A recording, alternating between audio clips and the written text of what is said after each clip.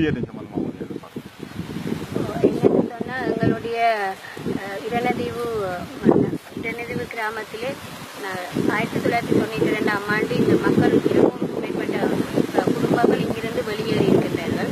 அந்த காலத்தில் வெளியேறினாலும் அந்த அவர்களுடைய வாழ்வாதாரமான கடலிலே தொழில் செய்வதற்கு அன்று இருந்த பிரதிநிதித்துவப்படுத்திக் கொண்டிருந்தவர்கள் அவர்கள் இங்கே தங்கியிருந்து அவர்களுடைய வாழ்வாதாரத்தை மேம்படுத்தக்கூடிய வகையில் விட்டிருந்தார்கள். ஆனால் இன்று இவர்கள் இவ்வளவு காலமும் இந்த பிரதேசத்துக்கு வர முடியாத ஒரு நிலை ஏற்பட்டிருந்தது. ஆனால் இந்த நல்லாட்சி அரசாங்கத்தின் பிறகு இவர்களுக்கு இந்த இரநதீவுக்கு அப்பால் இன்னொரு சிறுதீவு இருக்கின்றது.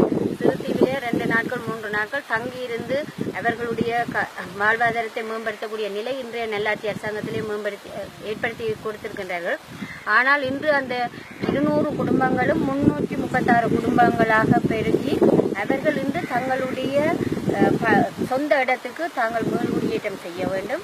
அத்தோடு மேல்குடியேறி தங்களுடைய வாழ்வாதாரமான சொந்த தொழிலான கடலுக்கு செல்வதற்கான முழுவற்றையும் தங்களுக்கு ஏற்படுத்தி தருமாறு என்னுடன் அதாவது பணிவான வேண்டுகோளை விடுத்திருந்தார்கள். அதற்கிணங்க இந்த இடத்துக்கு நான் விஜயம் செய்திருந்தேன். நான் பார்க்கும்போது ஒரு சந்தோஷமாக இருக்கின்றது. இன்று 30 கால போர் காரணமாகி இருந்தும் எங்களுடைய வடமாகாணத்தை எடுக்கும்போது யாழ் மாவட்டத்திலும் சரி அல்லது கிளிநொச்சி, முல்லைத்தீவு, மன்னார் போன்ற மாவட்டங்களை பார்க்கும்போது இந்த இரநதீவை பார்க்கும்போது சந்தோஷமாக இருக்கின்றது. பழைய கட்டிடங்கள் அனைத்தும் அப்படியே இருக்கின்றன. அதே போல் உங்களுடைய தேவாலயம் அப்படியே இருக்கின்றது. பிரதேச சபைக்குரிய கட்டிடம் இருக்கின்றது. இதற்கும் அப்பால் ஒரு நல்லொரு குடிநீர் திட்டத்தை இங்கே உருவாக்கி கொடுத்திருக்கின்றார்கள். இவர்களுக்கு அந்த சிறுதீவிலே நல்ல தண்ணி கிணறு இருக்கின்றது.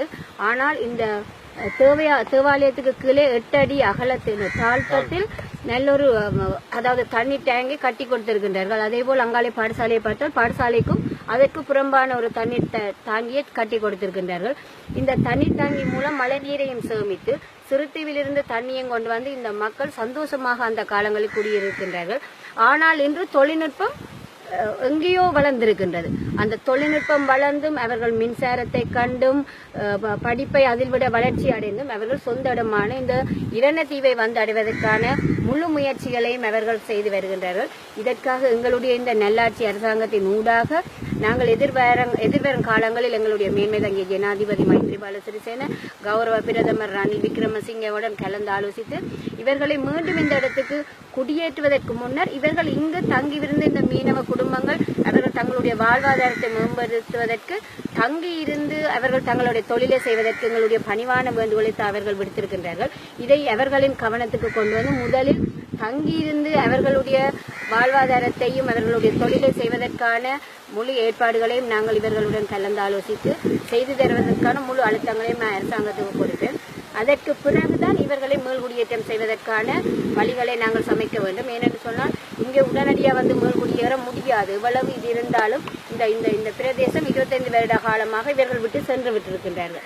ஆகையால் இவர்களுக்கு நாங்கள் சரியான அடித்தளத்தை எதிர்வரும் காலங்களில் இந்த அரசாங்கத்தின் ஊடாக அமைத்து கொடுப்பதற்கு முன்னிப்போம். அத்தோடு முதலில் அவர்களுடைய தொழிலை ஆரம்பித்து வைப்பதற்கு தங்கி நின்று தொழிலை ஆரம்பிப்பதற்கு அவர்கள் கேட்டிருக்கின்றார்கள்.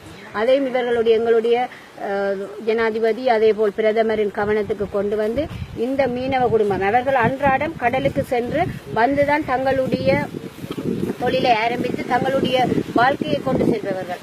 ஆகையால் இவர்களுக்கான அடிப்படை வசதிகளையும் செய்து இவர்களை இங்கே தொழிலை தங்கி நின்று ஆரம்பிப்பதற்கான தொழிலை எங்களுடைய அரசாங்கத்தோடு பேசி அதேபோல் மேல்குடியேற்ற அமைச்சர் இருக்கின்றார், மீன்பிடித்துறை அமைச்சர் இருக்கின்றார், அதேபோல் எங்களுடைய ஜனாதிபதி பிரதமரின் கவனத்துக்கு கொண்டு வந்து இவர்களுக்கான தொழிலை இங்கே தங்கியிருந்து ஆரம்பிப்பதற்கான முழு நடவடிக்கைகளையும் அரசாங்கத்தின் கவனத்துக்கு கொண்டு வரும்.